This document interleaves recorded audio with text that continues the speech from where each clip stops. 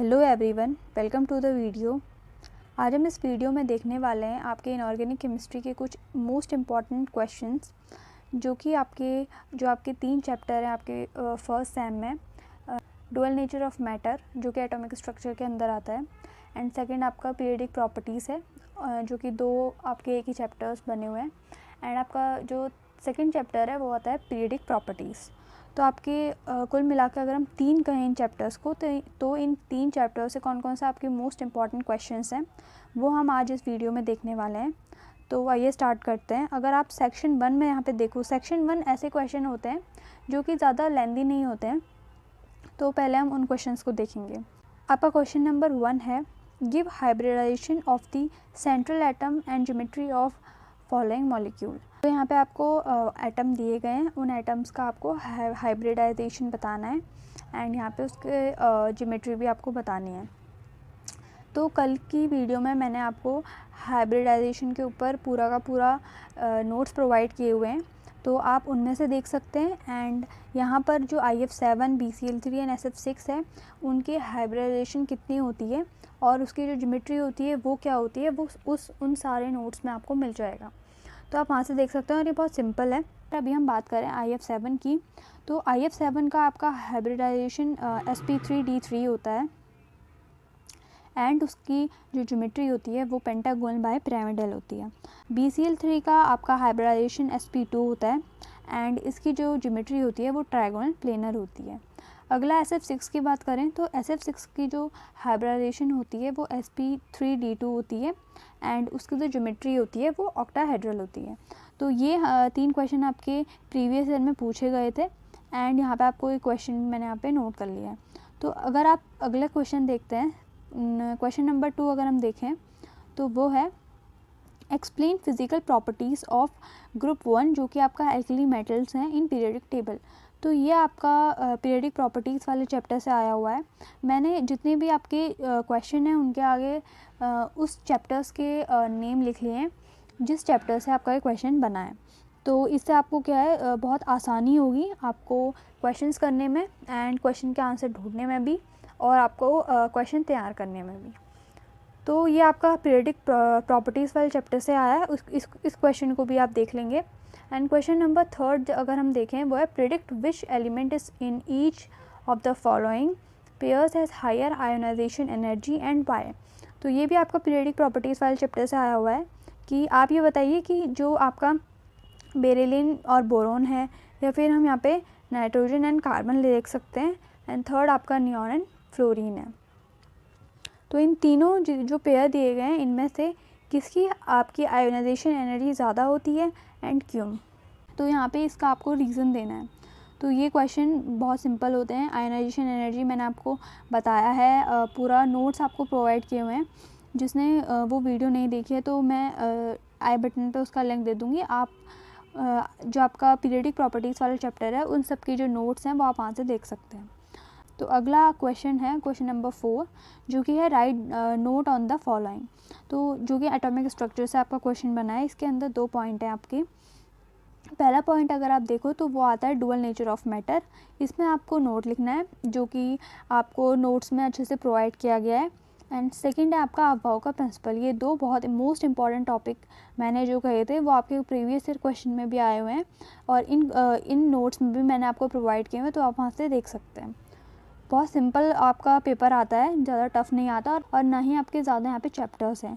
आपका 2 चैप्टर यहाँ पे कुल हैं, और बहुत सिंपल आपका क्वेश्चन पेपर बनने वाला है, बट आपको इन्हें अच्छे से तैयार करना होगा। तो क्वेश्चन नंबर 5 हम देखते हैं जो कि draw the shape of sp and d orbital indicating the sign of function and axis. तो आपने 11th में भी ये करे होते हैं कि आपको ये जो सबशेल होते हैं SPD के, वो शेप्स जो आपको पता होगा, S का आपका स्फेरिकल होता है, P का डंबल होता है, D का डबल डंबल होता है।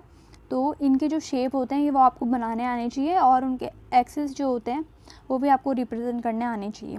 तो ये आपका एटॉमिक स्ट्रक्चर से आपका क्वेश्चन बना है। अगर आप 6th क्वेश्चन की बात करो तो वह एक्सप्लेन फॉलोइंग। पहला आपको एक्सप्लेन करना है atomic and ionic radii, and second आपको एक्सप्लेन करना है इलेक्ट्रॉन एफिनिटी, जो कि आपका पीरियोडिक प्रॉपर्टीज़ वाले चैप्टर से ये 2 क्वेश्चन बने हुए हैं।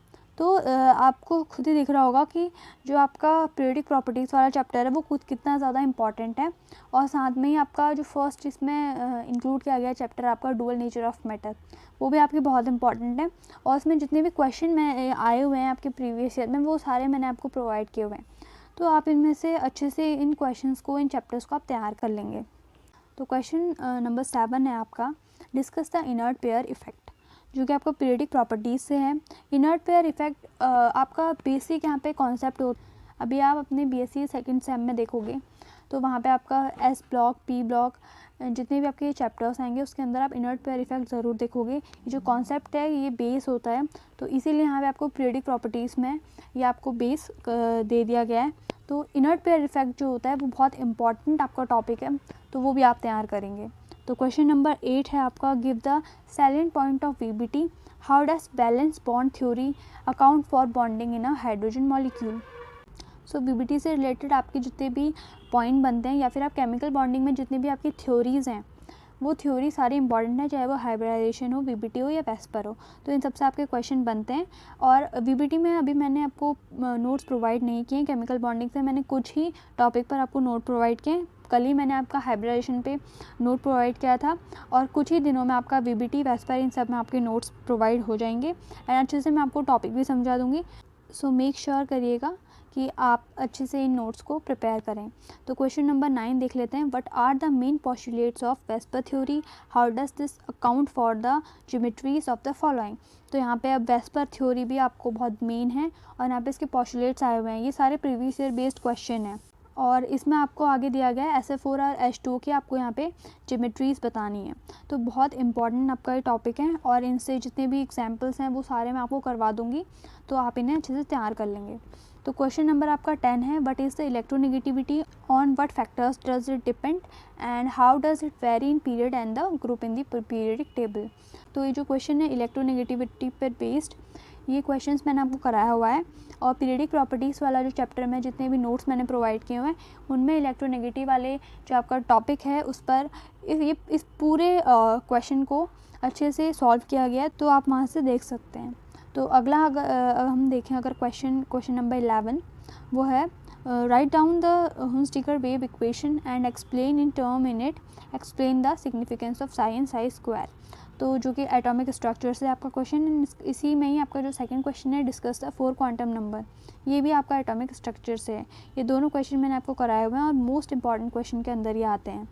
अगला अगर आप देखो क्वेश्चन नंबर 12 में लास्ट क्वेश्चन है, वो है राइट शॉर्ट नोट्स। तो आपको 3 टॉपिक दिए गए हैं, ऐसे आपको बहुत सारे टॉपिक दिए जा सकते हैं, तो उन पर आपको शॉर्ट नोट्स लिखने को आते हैं, जो कि आपके 6 to 8 मार्क्स के होते हैं टोटल।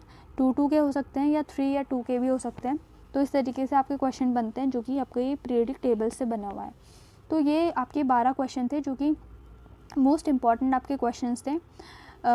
आप इनका स्क्रीनशॉट ले लेंगे एंड अच्छे से इनको अपने नोटबुक में नोट कर लेंगे एंड नोट्स में इन्हें इंक्लूड कर लेंगे। That is for today video guys. अगर आपको इस वीडियो से थोड़ी सी भी हेल्प मिलती है तो प्लीज़ वीडियो को लाइक कीजिए, चैनल को सब्सक्राइब कीजिए। Thank you so much for watching.